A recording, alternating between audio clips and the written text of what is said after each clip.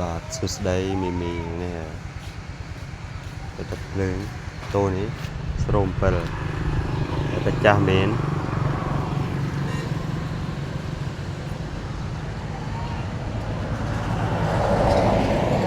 តែភ្លើងតាប់ឡូវា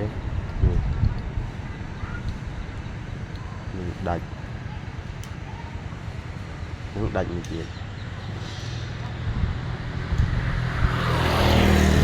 ឆេះឡើងខ្លោចអស់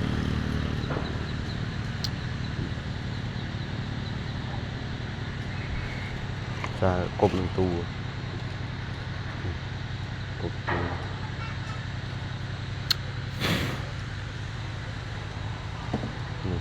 នឹងខ្លោចទាំងនេះគប់ដែរ